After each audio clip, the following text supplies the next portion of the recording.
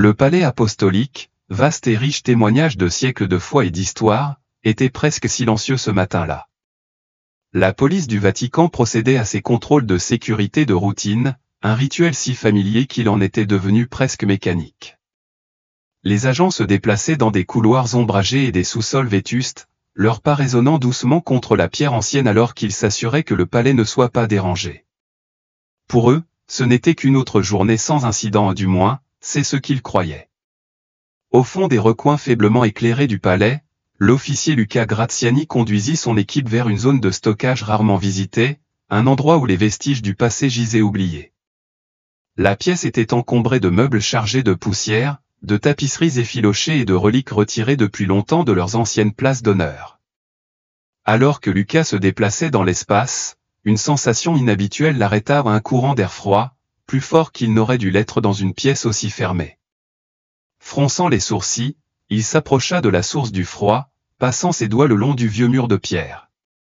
C'est alors qu'il la remarqua, où une fissure irrégulière, comme si quelqu'un l'avait rapidement réparée il y a longtemps. Son instinct le piqua de malaise. « Appelez le superviseur », dit-il d'une voix basse mais ferme. Ses coéquipiers échangèrent des regards méfiants. Le protocole du Vatican était clair, toute anomalie, aussi insignifiante soit-elle, devait être signalée immédiatement. Quelques minutes plus tard, un officier supérieur arriva, ses yeux perçants scrutant le mur. Il passa sa main le long de la surface rugueuse, évaluant la fissure avant de la redresser d'un signe de tête décisif. « Apportez des outils », ordonna-t-il. « Nous l'ouvrons. » Le mortier cassant céda plus facilement que prévu. En moins de 10 minutes, l'ancien mur s'effondra, révélant un vide béant, un tunnel non éclairé s'étendant vers l'inconnu. L'air qui s'infiltrait de l'intérieur portait un froid qui n'avait rien à voir avec la température. Le ventre de Luca se serra. Quelque chose dans cette situation semblait profondément anormal. Équipés de lampes de poche et d'équipements de protection, les officiers s'enfoncèrent dans l'obscurité, leurs faisceaux fendant l'air vicié. Les murs du tunnel se pressaient, sculptés dans la pierre ancienne, le poids des siècles palpable autour d'eux. Alors qu'ils s'enfonçaient plus profondément, la température semblait baisser encore. Puis, l'officier l'avant s'arrêta brusquement. Son souffle s'arrêta. « Qu'est-ce que c'est » murmura-t-il, sa voix à peine audible. Les autres se précipitèrent en avant, leur lumière convergeant vers le spectacle devant eux. Le sol du tunnel était jonché de milliers d'écailles irisées, scintillant étrangement sous leurs faisceaux.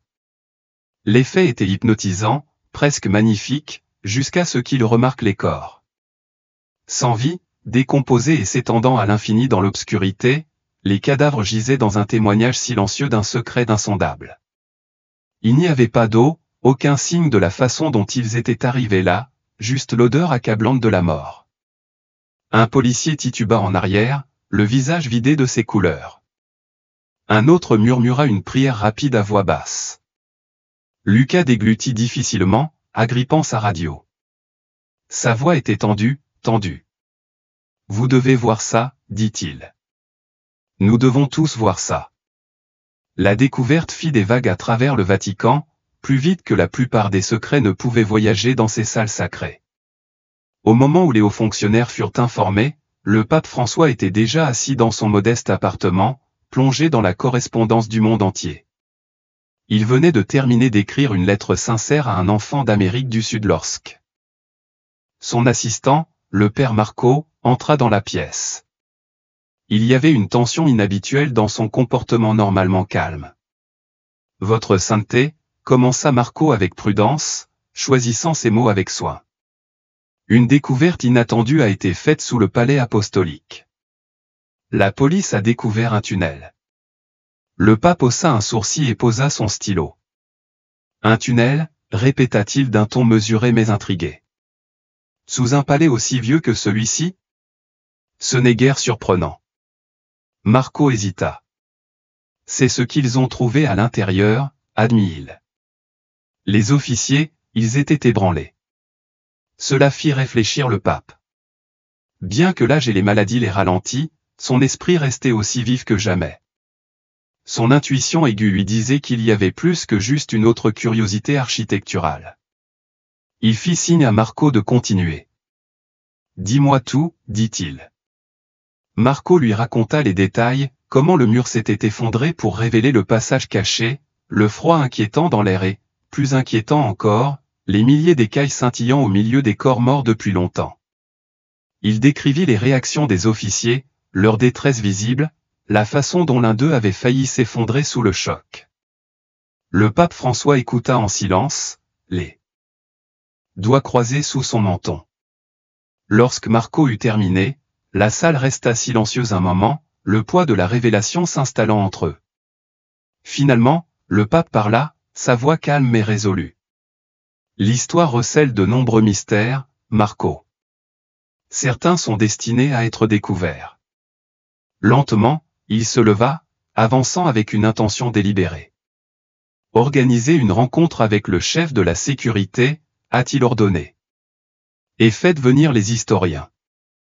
Ce n'est peut-être pas aussi étrange qu'il y paraît.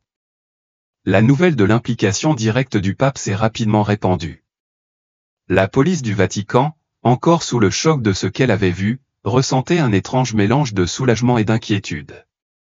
Quoi qu'ils aient trouvé dans les profondeurs du palais apostolique, une chose était désormais sûre, ce mystère ne resterait pas enfoui. La peur est l'ennemi de la compréhension, a déclaré le pape François, d'une voix calme mais résolue. Abordons cette affaire avec un esprit et un cœur ouverts. Malgré l'incertitude entourant la découverte, ces mots avaient un poids indéniable, insufflant un sentiment de détermination à ceux qui étaient réunis autour de lui. Alors qu'il se préparait à recevoir de nouvelles mises à jour, ses pensées dérivaient vers les innombrables histoires inédites tissées dans les fondations mêmes du Vatican. Ce tunnel, avec son contenu étrange, n'était pas une simple relique du passé, il ressemblait à un message laissé derrière, attendant d'être déchiffré. Pendant ce temps, dans les profondeurs du passage souterrain, l'air était devenu épais et oppressant.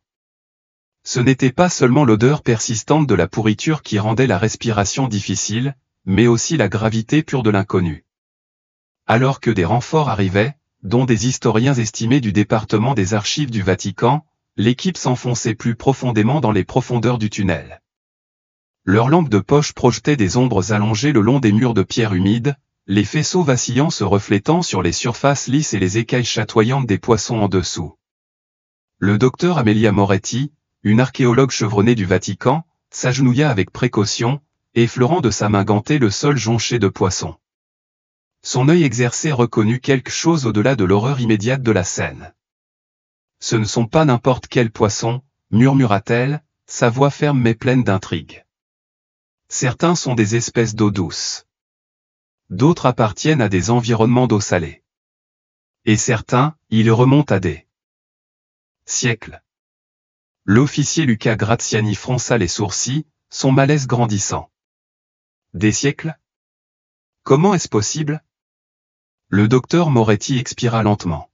« C'est comme s'ils avaient été conservés intentionnellement. » « Intentionnellement, répéta Luca, échangeant des regards avec ses collègues officiers.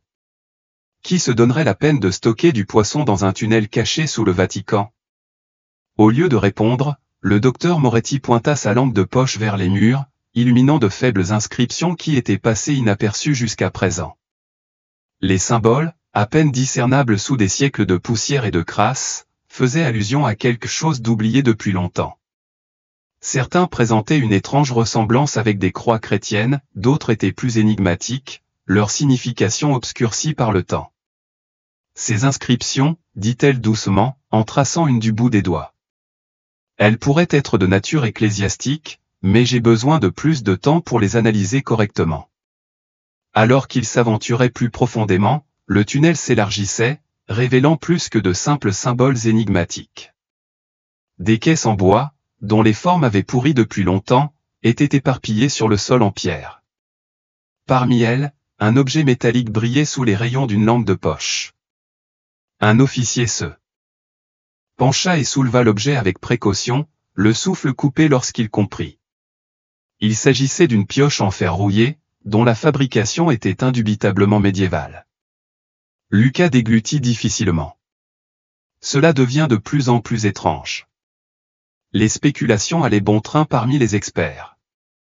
Certains avançaient l'hypothèse que le tunnel faisait autrefois partie d'un ancien système d'aqueduc, transformé plus tard en entrepôt souterrain en période de famine. D'autres suggéraient quelque chose de plus symbolique, peut-être un rituel oublié, qui impliquait le poisson comme emblème sacré de la foi chrétienne et du salut. Pourtant, les officiers du Vatican restaient sceptiques quant à ces théories savantes. Ils n'étaient pas des historiens, mais des hommes formés pour reconnaître quand quelque chose n'allait pas. Et cet endroit, ce tunnel étouffant et chargé de silence, ne semblait pas juste. Un officier murmura à voix basse, sa voix à peine audible par-dessus le bourdonnement de pas lointains. Nous ne devrions pas être ici. De retour au palais apostolique, le pape François écouta attentivement les premières conclusions qui lui étaient communiquées. Malgré la nature effrayante de la découverte, il resta calme, son esprit travaillant sur le puzzle qui se trouvait devant lui. Des poissons conservés. Des symboles religieux. Des outils, répéta-t-il, les sourcils froncés. Quoi que ce soit, ce n'était pas un hasard. Cela avait un but. Bien que son comportement restât calme en apparence, quelque chose au fond de lui s'agita. Ce n'était pas une découverte ordinaire, pas une simple curiosité historique. C'était un fragment d'un mystère beaucoup plus vaste, enfoui sous des siècles de secrets. Reconnaissant l'importance de la découverte, le pape prit une mesure sans précédent, il demanda une réunion officielle avec les experts et le personnel de sécurité réunis. Il voulait entendre leurs conclusions de première main. Malgré ses problèmes de santé, le pape François refusa de rester en marge de l'enquête. Son esprit, toujours aussi vif et curieux, exigeait des réponses. Dans une salle de réunion modeste mais majestueuse du Vatican, l'équipe assemblée était assise avec un mélange d'impatience et de malaise. Le docteur Moretti, avec une expression à la fois érudite et solennelle, présenta ses dernières découvertes. « Votre sainteté », commença-t-elle en choisissant soigneusement ses mots, « les poissons ont été conservés en utilisant des méthodes qui suggèrent une intention minutieuse. La variété des espèces, certaines provenant d'eau lointaines, indique qu'elles ont été transportées de plusieurs endroits. Ce n'était pas un accident. Quelqu'un a fait de grands efforts pour les amener ici. » Le pape se pencha en avant, son regard perçant fixé sur elle. « Et les symboles sur les murs ?» Le docteur Moretti hésita, ses doigts effleurant les pages de ses notes avant de répondre. « Certains sont des symboles chrétiens primitifs. Le poisson, comme vous le savez, est depuis longtemps un emblème du Christ. Ce tunnel a peut-être eu une signification religieuse, peut-être comme lieu de stockage de fournitures rituelles ou même comme refuge pendant les périodes de persécution. » La salle tomba dans un lourd silence. L'un des officiers parla enfin, sa voix teintée de malaise. « Mais si ce n'était qu'un lieu de stockage, pourquoi a-t-il été scellé? Et pourquoi n'y a-t-il aucune trace de son existence ?» Le pape François expira, l'air contemplatif. L'histoire cache souvent ce que nous ne sommes pas encore prêts à comprendre. Et parfois, ajouta-t-il, la voix teintée de quelque chose de plus profond, l'Église elle-même a choisi d'enterrer son passé, au sens figuré comme au sens propre. Il laissa les mots se poser dans la salle avant de prendre sa décision. Je veux le voir moi-même.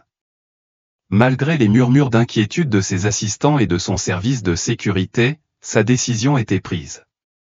Cette découverte exigeait plus qu'une analyse à distance, elle nécessitait sa présence. Lorsque le pape François arriva à l'entrée du tunnel, l'air sembla changer. Sa seule présence suffisait à transformer l'ambiance, transformant l'appréhension en résolution solennelle. Debout devant le passage sombre, flanqué de ses plus proches assistants et du service de sécurité du Vatican, il prit une lente inspiration et s'avança. Quoi qu'il y ait dans l'ombre, il était temps de découvrir la vérité. La vue du pontife debout devant le passage obscur imprégna l'instant d'une intensité presque sacrée. Sa seule présence sembla transformer le malaise qui avait saisi l'enquête, le remplaçant par une vénération solennelle. Pendant un bref instant, il resta dans une contemplation silencieuse, ses lèvres remuant dans une prière murmurée, des mots que lui seul et les cieux connaissaient. Quand il se tourna enfin pour s'adresser à l'équipe rassemblée, sa voix portait le poids à la fois de la sagesse et de la foi. Ce n'est pas une découverte à craindre, déclara-t-il, son regard balayant les officiers, les historiens et les érudits rassemblés devant lui. C'est une découverte à accepter. Un rappel que les mystères de la foi perdurent, tout comme l'histoire. Poursuivez votre travail avec diligence et humilité. Voyons où ce chemin nous mène. Ces paroles furent comme une flamme qui raviva leur détermination. Là où il y avait eu de l'incertitude, il y avait maintenant un but. L'implication personnelle du pape changea toute la perspective de l'enquête. Ce qui était autrefois une anomalie effrayante ressemblait désormais à un puzzle sacré, qui exigeait de la patience, du respect et une quête inébranlable de la vérité. Alors que les experts s'enfonçaient plus loin dans le tunnel, le sentiment d'énigme ne faisait que s'approfondir. Chaque recoin semblait murmurer des secrets du passé, chaque nouvelle découverte tissant un fil complexe dans l'histoire qui commençait à prendre forme. Le poisson, étrangement préservé malgré les siècles, devint la pièce maîtresse de leurs recherches. Des échantillons furent soigneusement collectés et transportés dans les laboratoires du Vatican pour y être analysés. Lorsque les premiers résultats arrivèrent, ils furent aussi étonnants que déroutants. Le poisson portait des traces de sel et d'herbe, des ingrédients autrefois utilisés dans les anciennes techniques de conservation. Il ne s'agissait pas d'une cache accidentelle de provisions jetées. Quelqu'un, il y a longtemps, avait fait de grands efforts pour s'assurer que ces poissons dureraient. Mais pourquoi? Et pour qui? Les murs, eux aussi, détenaient leurs propres secrets. Les symboles gravés dans la pierre, certains à peine discernables sous les couches de poussière et de temps, étaient méticuleusement documentés et étudiés. Des jours d'analyse exhaustive ont finalement permis de faire une percée. Le docteur Amelia Moretti, dont l'enthousiasme n'était tempéré que par le poids de ses découvertes, a présenté ses conclusions au pape François lors de leur dernière réunion. Votre sainteté, a-t-elle commencé en dépliant une série de croquis détaillés, ces sculptures remontent au XIVe siècle. Elles présentent des similitudes frappantes avec l'iconographie associée au mouvement chrétien clandestin pendant les périodes de grande agitation aux périodes de peste, de famine et de persécution. Elle s'est arrêtée, son doigt traçant l'un des symboles les plus marquants à un poisson stylisé entouré de ce qui semblait être des rayons de lumière. Il est possible que ce tunnel ait servi de lieu de stockage secret, de refuge où une petite communauté cachée pouvait subvenir à ses besoins en temps de crise. Le pape François écoutait attentivement, son expression contemplative. Ses mains, posées légèrement sur la coudoir de son fauteuil, se resserrèrent très légèrement. Un abri pour les fidèles, murmura-t-il. L'Église a toujours offert un refuge dans l'ombre lorsque le monde d'en haut se retournait contre le sien. Ce ne serait pas la première fois. Mais les découvertes ne s'arrêtèrent pas là. Alors que l'équipe s'aventurait plus profondément dans le passage, ils tombèrent sur quelque chose d'inattendu, une porte en fer, rouillée par le temps, à moitié enterrée sous les débris. Il fallut plusieurs hommes pour dégager l'obstruction, et quand ils parvinrent enfin à l'ouvrir, ils se retrouvèrent face à une petite chambre cachée. L'air à l'intérieur était chargé d'une odeur de pierre humide et du temps lui-même. Avec précaution, ils entrèrent à l'intérieur, leur lampe de poche projetant de longs faisceaux sur l'espace confiné. Ce qu'ils trouvèrent à l'intérieur envoya une nouvelle vague de crainte à travers l'équipe. Éparpillés sur le sol de la chambre se trouvaient des restes de poteries anciennes, des outils et un seul parchemin en lambeaux, toujours scellé d'un fragile emblème de cire. Le document, écrit en latin, fut soigneusement transcrit par des érudits du Vatican. Alors que les mots prenaient vie, le poids de l'histoire s'est installé dans la pièce. C'était une prière. Un appel écrit par un prêtre ou un moine depuis longtemps oublié, une voix désespérée qui s'est fait entendre à travers les siècles. Que ces dispositions soutiennent les fidèles, pouvait-on y lire, jusqu'à ce que le salut les trouve. Le pape François prit le parchemin avec douceur, ses yeux scrutant l'encre fanée, le cœur lourd de compréhension. C'était un acte de dévotion, dit-il doucement. Il ne préservait pas seulement la nourriture, il préservait la foi.